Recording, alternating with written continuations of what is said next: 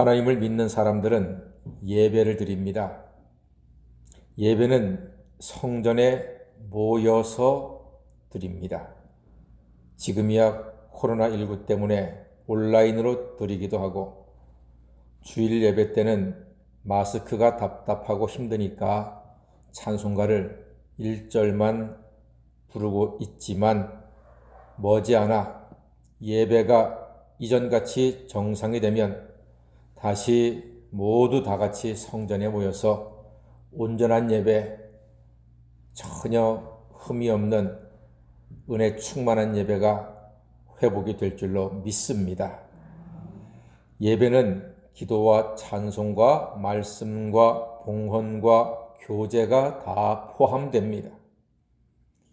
모두가 다 소중하고 의미 있는 예배의 절차요 순서입니다. 하나님은 예배자를 모아서 싸매고 고쳐주시는 아버지이십니다. 그런데 예배의 핵심이 있습니다. 결코 빠질 수 없는 예배의 핵심, 중심은 누가 뭐래도 말씀입니다. 시편 147편도 찬양으로 시작해서 말씀으로 마무리가 됩니다. 12절에 보니까요, 여호와를 찬양하라 했습니다. 그리고 13절에는 복을 주신다 이렇게 말씀하고 있고요. 14절에 보니까 내 경내를 평안하게 하시고 아름다운 밀로 너를 배불리신다. 이게 하나님께 주시는 복이지요. 그리고 15절 말씀 보니까요, 다 같이 보겠습니다. 시작. 그의 명령을 땅에 보내시니 그의 말씀이 속히 달리는도다. 아멘. 그렇습니다. 자, 여러분, 이게 참 의미가 있습니다.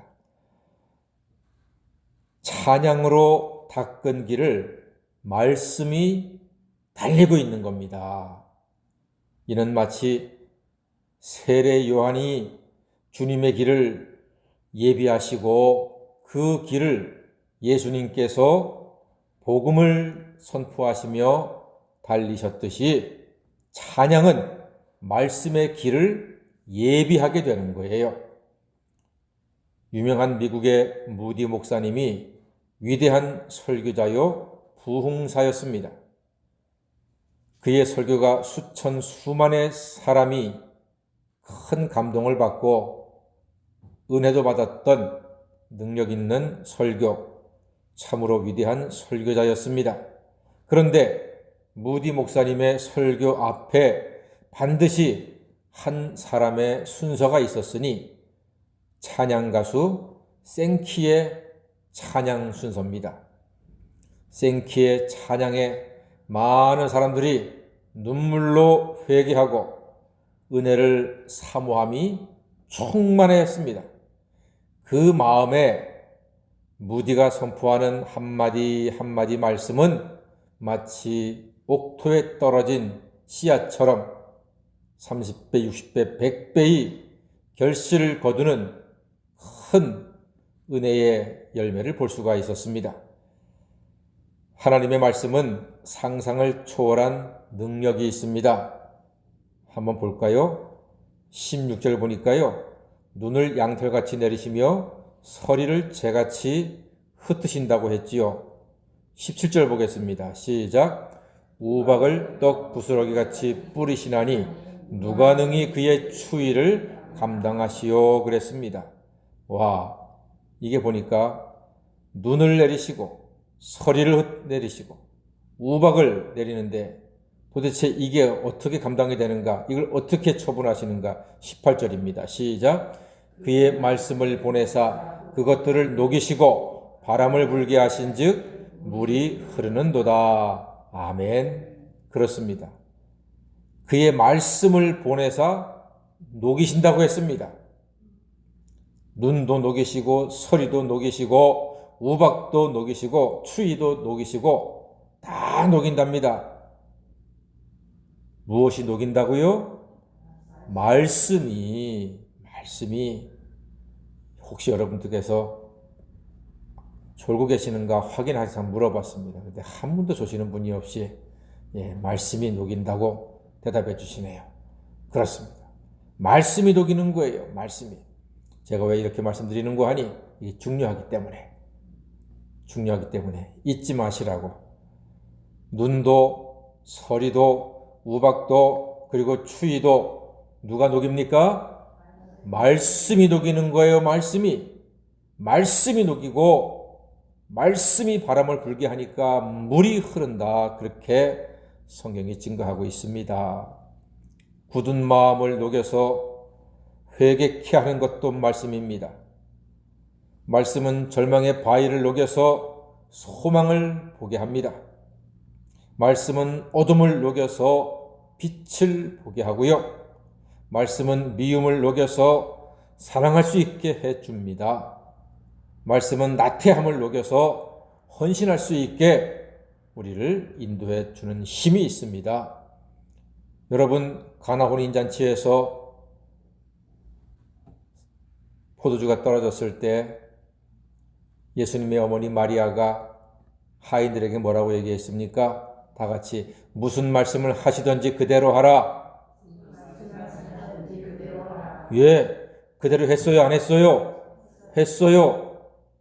물을 예수님 말씀대로 떠다가 돌항아리 6에 부었고 그걸 다시 떠서 연회장에 갖다 주었더니 최고 등급의 포도주가 되었다는 말입니다. 예수님 말씀에 순종할 때 잔치를 기쁘게 하고 잔치를 빛나게 하는 최고 등급의 포도주가 될 수 있었다는 사실입니다. 말씀이 그런 능력이에요. 여러분, 사마리아 수가성 여인이 예수님 말씀에 그 굳은 마음이 녹아서 사람들 창피해서 숨어 다니는 여자가 세상에 예수님 만나더니 예수님 말씀 때문에 사람들을 찾아가서 여기 그리스도가 있습니다. 메시아가 있습니다. 내가 만났습니다. 하고 전파하는 여자로 변화가 되었다니까요. 여러분, 말씀이 그런 능력이 있는 거예요. 그 돈밖에 모르던 수전노 삭개오가 예수님 만나고 나서 예수님 말씀으로 은혜 받고 나더니 어떻게 됐습니까? 세상에 절반의 재산을 구제금으로 내고 혹여라도 빼앗은 것이 있다면 몇 배로? 4배로 갚아주겠다고 했습니다. 이건 불가능한 이야기입니다.